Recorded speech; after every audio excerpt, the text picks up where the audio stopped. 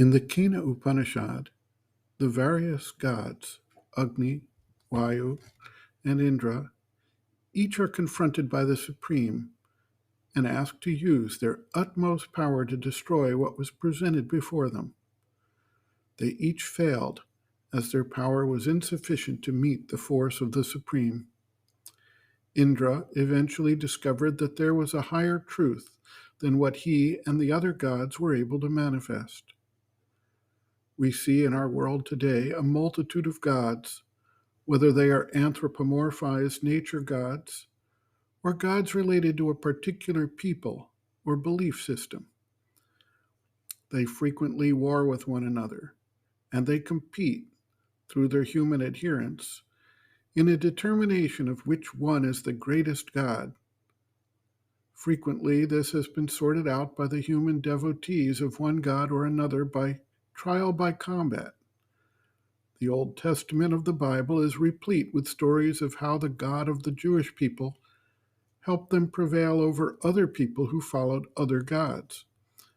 The God of the Christians was held as all-powerful as the Christians attempted to control and convert Aboriginal and tribal people around the world to their true faith. These are examples, but such an approach has occurred with many religions, many gods, and many civilizations over time. The gods referenced within each religion are real, albeit limited in their scope and power.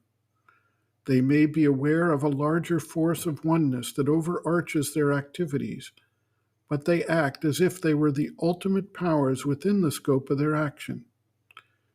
The Hindu tradition identifies many such gods and shows that they are all aspects, representing a particular focus or power of the higher divine truth. The gods develop the tremendous diversity and the numerous aspects of the possibilities of existence, and thus their role has been important, even essential, in developing the plenitude of the manifestation we experience today. The mother writes, quote, "Above the mind there are several levels of conscious being, among which the really divine world is what Sri Aurobindo has called the supermind, the world of the truth.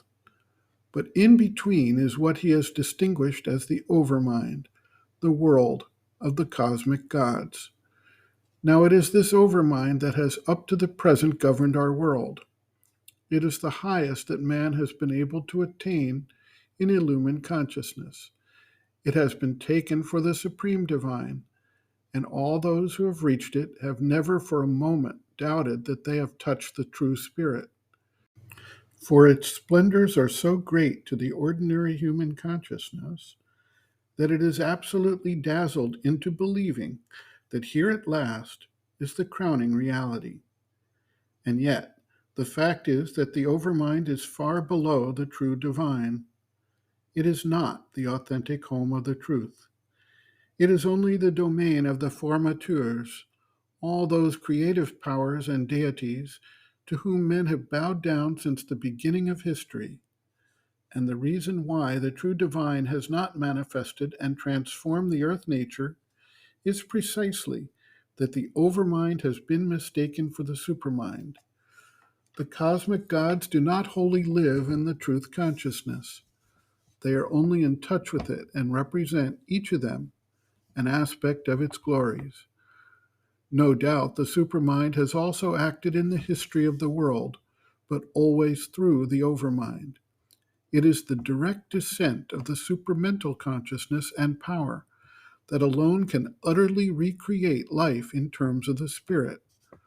For in the overmind, there is already the play of possibilities, which marks the beginning of this lower triple world of mind, life, and matter, in which we have our existence. And whenever there is this play and not the spontaneous and infallible working of the innate truth of the spirit, there is the seed of distortion and ignorance. Not that the overmind is a field of ignorance, but it is the borderline between the higher and the lower for the play of possibilities, of separate, even if not yet divided choice, is likely to lead to deviation from the truth of things. The Overmind, therefore, does not and cannot possess the power to transform humanity into divine nature. For that, the supramental is the sole effective agent. End quote.